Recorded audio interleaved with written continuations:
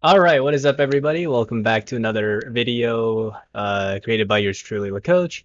And today's video is going to be about improving in League of Legends, or more so about my experience being all of these ranks and how I understood or viewed improving, and as well as like what I needed to improve. Since, for example, when I was a hard stuck plat player, what I believed I needed to improve and what I actually needed were vastly different in comparison to my lower and higher MMR counterparts.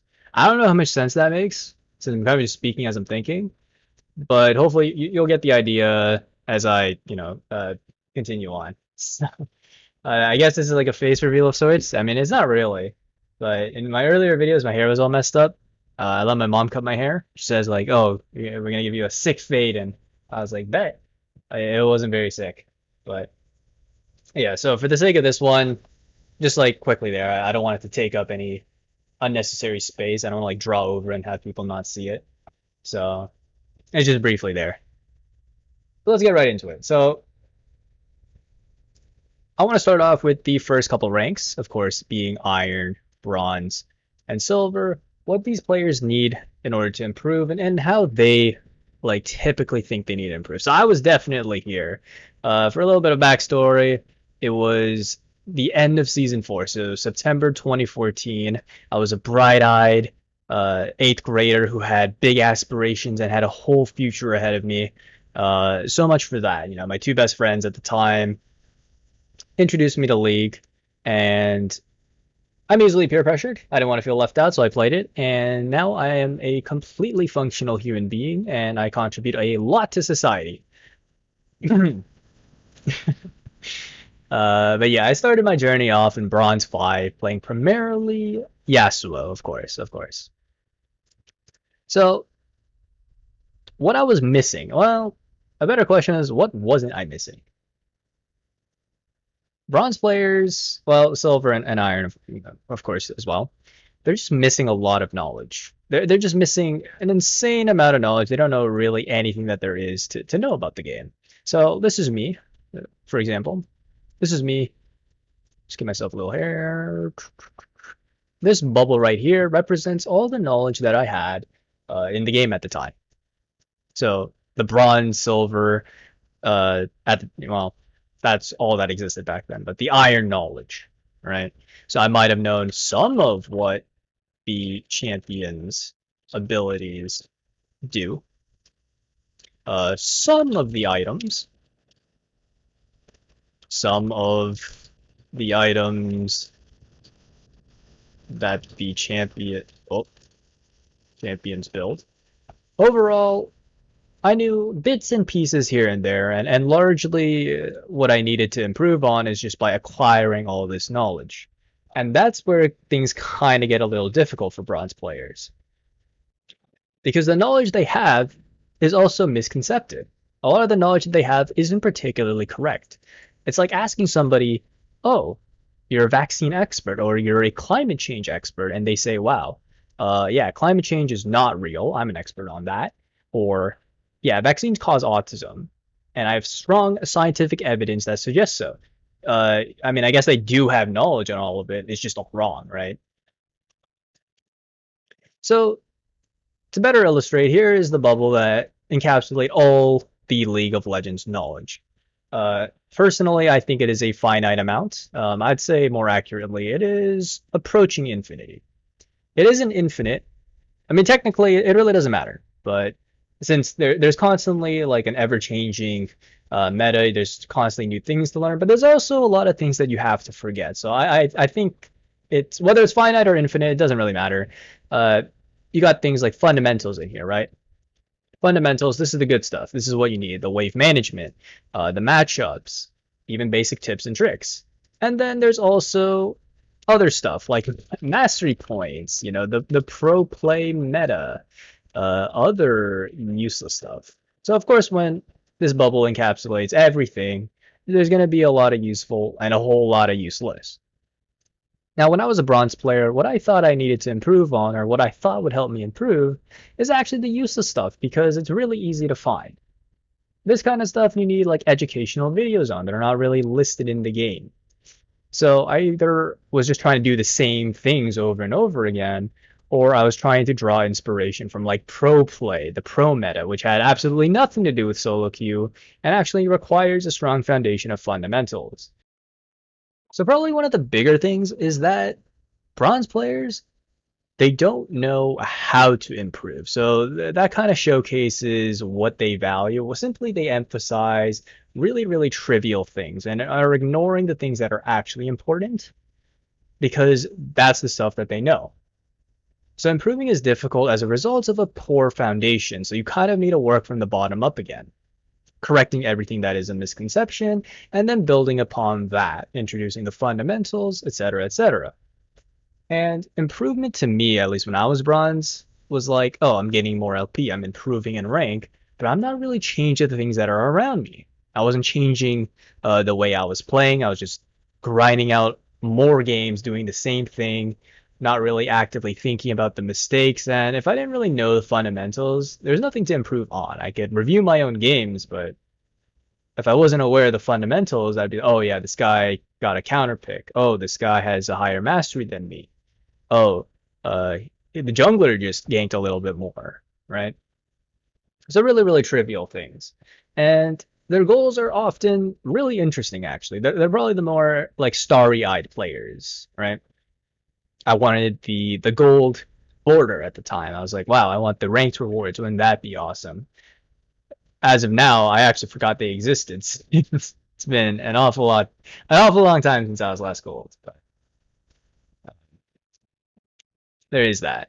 And then going back to this right here, you would see that Diamond 4 is squeezed right in between Iron and Silver because this is where all the Diamond 4s are playing. They're playing in Bronze because they are struggling a little bit in their own ranks, so they create Smurfs to flex on these kids. So as a summary, I like to call these ranks middle school because one, I was in middle school when I was these ranks, and two, it's kind of like sixth, seventh grade. So I'm gonna have to make an analogy here. It's like seventh, eighth grade. The eighth graders to the sixth graders, or at least when I was in sixth grade, were like really the big kids, right? They were the big kids. Likewise with seventh and eighth, and when I was in the eighth grade, I was like sixth and seventh graders.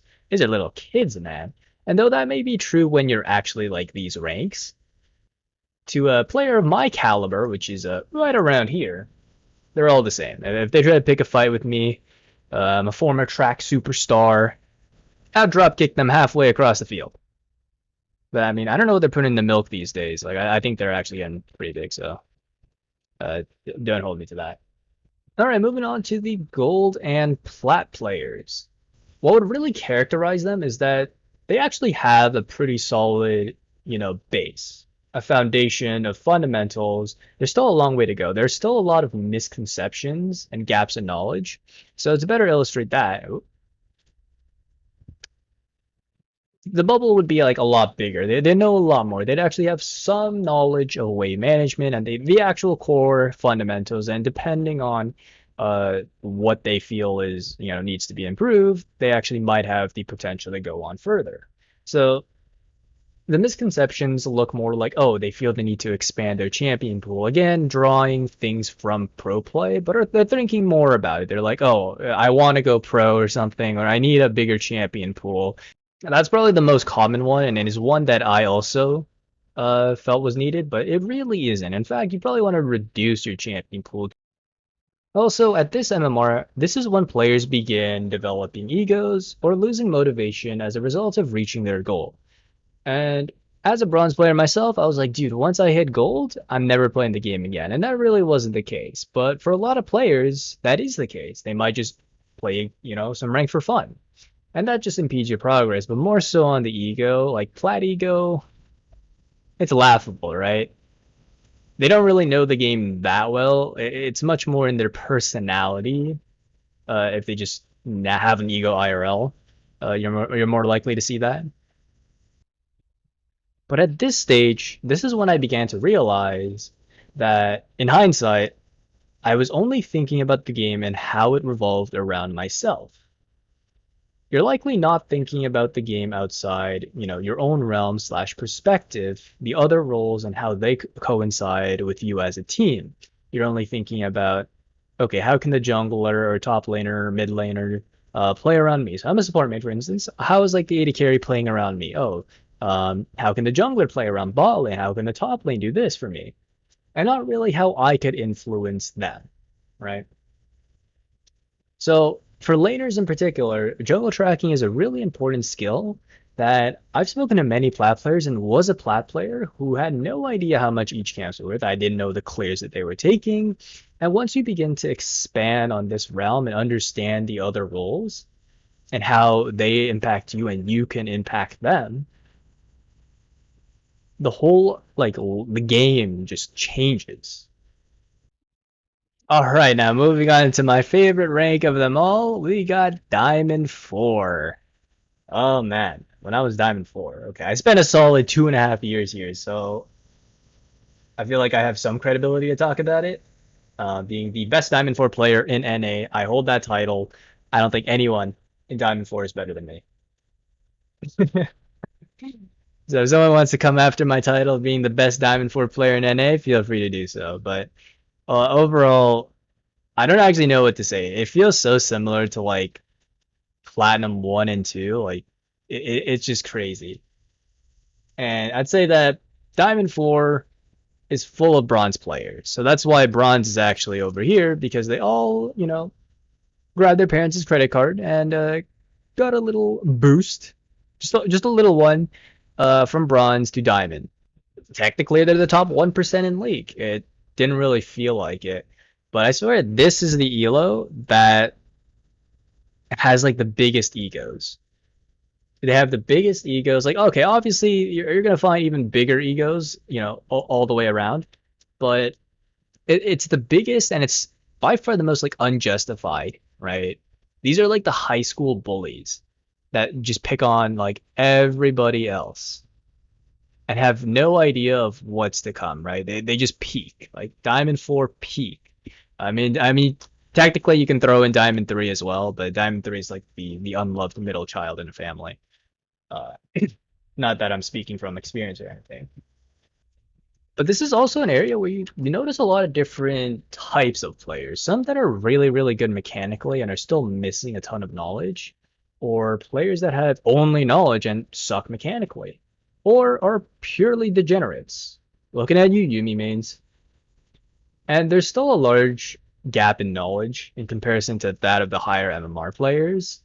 Um, so to kind of like illustrate this one, the knowledge curve, it kind of looks like this, right? From iron, so I'll use a different color. So this line, which I believe is black, represents the knowledge needed in Diamond 4 to get to Diamond 2. And then from iron to to iron to Diamond 4, it kind of looks like this. So obviously this is a linear graph and this is exponential. And it's really hard because you have to be just that much better. It's like the second you get gold, you're playing with diamond players, and they expect you to climb. It is that drastic because it is pretty boosted. It's just this cesspool of all sorts of things. It's really hard to describe, but they are pretty bad. So, uh, you just have to really start playing like a Diamond 1, Diamond 2 player. Which brings me on to, well, Diamond 1, Diamond 2 players. I believe this rank to require, a lot of consistency. They need to be consistent because I think on a good day they could play like a challenger player. Mechanically, I think they're pretty well developed. It just requires maybe a couple, refinements here and there. But I think the biggest thing is how consistent they are. Another thing is that they need to really keep their mental intact. I feel like mental is probably the biggest factor in all of these ranks and just climbing from, Masters, Grandmasters, Challenger. The losable games, they're losable no matter what, and it's just about not letting it get to you. Not that I know. I got recently promoted to Iron 3 a couple days ago. So, um, but a big thing for me, at least, climbing was believing that I had what it takes. I started changing my playstyle once I started, getting players from this rank, even like decay challenger players. Uh, Sorry, I don't usually draw circles like that, but once I got those kind of players, like the streamers, it felt like a completely different game when really it wasn't. I was showing them way too much respect. I was altering my play style, and what I had to do was play the game the way I knew how and continue to improve. It felt like I had imposter syndrome, that I didn't belong there, that it just felt way too hard. And I was like, nah, you gotta have the confidence, and that's probably where players develop the ego because you need the confidence, but if they cross the line, it creates some trouble. So it's about having that happy medium. Also, the knowledge, there are some gaps, but it gets a little more difficult. So let's say this is me. Like when I was diamond. Oh, actually, yeah, I think that's pretty good color. So now, obviously, I'm flexing. So I'm much older, much stronger. My bubble is pretty sizable. I'm gonna write a lot of knowledge. And again, we're gonna have that bubble of everything that is approaching infinity. Now, you know what to take. You've mainly taken everything. Like this is practically equal in some way, shape, or form. I think it's better to draw like an equilibrium just to look cool, but I don't think that's actually the case. Or maybe it is. So a lot of the knowledge you have, you can find in the bubble. It's really hard to find things that you don't know. So this knowledge that is tucked away in the corner, you really have to look for. So there are like coaches, there's content. It's about watching the players that already know this. They know the minor nuances in every single matchup that you probably never even thought to even think of. This is like the natural talent zone. Like this is the stuff you really have to look for. You got to look past all this other stuff and really get to that. It isn't particularly hard, and if you're not looking for it, again, like with that ego that kind of just like bars it off kind of, this like space of, macro matchup knowledge. These are things you can find yourself by watching and knowing how to improve. Again, you have to know what you're looking for. You have to watch the challenger players and see what they do. It's not just seeing what they do, but understanding what they do. And speaking of coaching, well, I know a guy on Pro Guides who's he's a pretty good coach. I know him. He's pretty handsome and he's pretty tall. And I was only lying about all of those things, but uh, proguides.com/coach/look coach. He's really nice, by the way. So he can make your Diamond 4 dreams come true. All right, so yeah, that's pretty much it. But anyways, guys, have a fantastic rest of the day and bye.